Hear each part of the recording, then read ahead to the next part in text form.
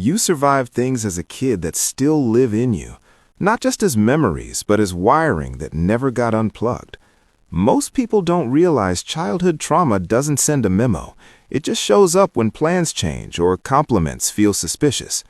When a kid faces hard stuff repeatedly, something shifts in them. Maybe neglect or chaos, or just no safe person to turn to. Scientists have a name for it, and it's called toxic stress. Normal stress helps us adapt and actually makes us more resilient. But toxic stress is like a fire alarm that won't shut off. It floods a developing body with cortisol for way too long, and without anyone there to help regulate that system, it rewires things. Harvard researchers found this literally reshapes how a brain forms early on.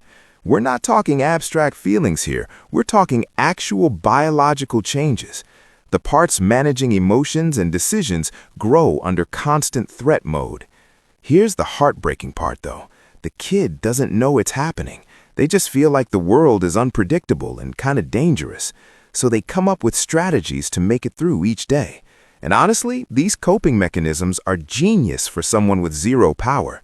Maybe you learned to scan every room for signs of incoming trouble.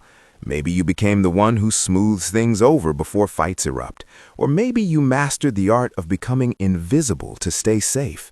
Some kids realize keeping adults happy means fewer scary moments for them, so they become experts at reading moods while ignoring their own needs. For a child stuck in a bad situation, these tactics absolutely work. They make an impossible situation slightly more bearable, and that matters hugely. The cruel irony is what saves you then can sabotage you now. That danger radar becomes anxiety that never gives you a break. You can't relax at brunch because some part of you thinks relaxing invites disaster. The peacemaking becomes this exhausting job of managing everyone else's emotional weather, and that disappearing act turns into not knowing what you actually feel. I want to be clear, this isn't about blame or putting labels on anyone. It's about connecting dots that otherwise make your struggles feel completely random. Then there's shame, and honestly, shame might be the cruelest part of all. When you're small and bad things keep happening, your brain can't process fault. Kids are egocentric by developmental design, so everything feels personal to them.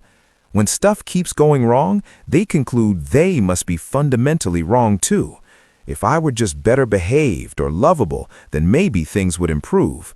This becomes your core belief about yourself, lodged deep in your identity. Not I messed up, which is guilt and actually teaches you something useful, but I am the mess up, which is shame attacking your entire sense of self. Guilt says you made a mistake, and mistakes can be fixed pretty easily. Shame says you are a mistake, and there's no fixing something that broken. There's been massive research on adverse childhood experiences. They call them ACEs. The landmark study tracked over 17,000 people and found clear, consistent patterns. More childhood adversity strongly predicted adult struggles across basically every life domain. Mental health issues, physical health problems, relationship difficulties, and financial instability all connected. Depression, anxiety, addiction, chronic pain conditions, all significantly more common decades later in this group. But, and this is critical, your past doesn't lock in your future permanently.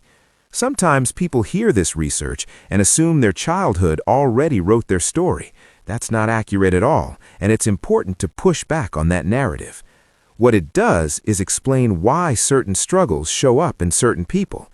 Your brain has neuroplasticity, which means it can rewire itself your entire life. Change is absolutely possible. It's just difficult and usually requires professional therapeutic support. The tricky thing is, this stuff doesn't announce itself with dramatic, obvious signs. It shows up on a random Wednesday when someone texts, "We need to talk." Your body immediately tenses, even though it's probably just about dinner plans tonight. A tiny mistake at work feels like evidence you're about to lose absolutely everything. Things feel weirdly unsafe when they're calm, like you're waiting for disaster to strike. Rest feels uncomfortable instead of restorative because your system doesn't trust peace yet.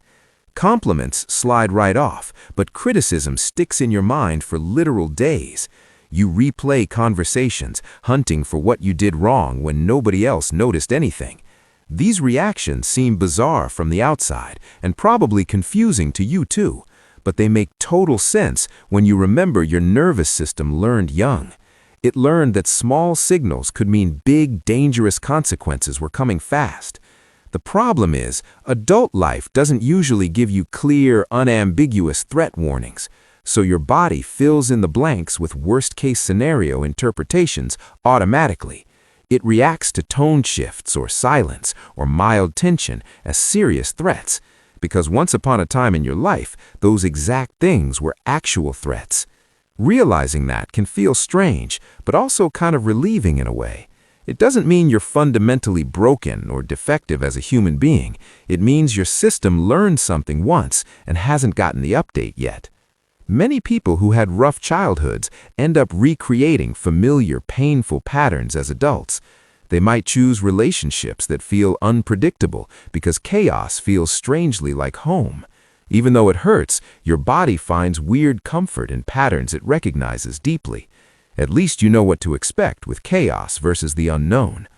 Or they swing the opposite direction and become super rigid about control and planning, unable to handle spontaneity because unpredictability still registers in their body as danger. Then there's something called emotional flashbacks, and these are incredibly confusing to experience. They're different from regular memories because regular memories feel like remembering something past. But emotional flashbacks slam you with feelings from trauma without the actual memory attached. You're suddenly feeling tiny, powerless, terrified, or deeply ashamed for no visible reason. There's no clear trigger you can point to, just this overwhelming sense something's very wrong. And because you don't realize it's a flashback, you search your current life for explanations. Sometimes you invent problems that aren't even there, just to make these huge feelings make sense. Healing from this stuff, when it happens, isn't linear, and it's definitely never easy. It takes real work to identify these old survival patterns that once served you, understand where they came from and why they made sense back then for you, and then consciously choose to respond differently over and over despite the discomfort. It means learning to trust that safety is real, not just an illusion, that people can actually be consistent and reliable, not just unpredictably disappointing, that your needs matter just as much as everyone else's needs do too, and that you deserve care and kindness, not because you earned it somehow, but simply because you exist as a human being, and that's reason enough. The kid who went through all that didn't fail at anything at all. They survived using whatever limited tools they had access to back then. That shows incredible strength, dealing with things no child should ever have to face. But that kid deserves to finally rest and let go of hypervigilance now, to let the adult they became take over the job of keeping them safe. Doing that work, as brutally hard as it is, might be the most important thing.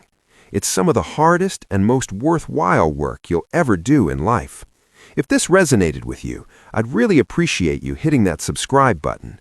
And if you want to support more content like this, consider joining as a member. It genuinely means the world and helps me keep making these deep dives.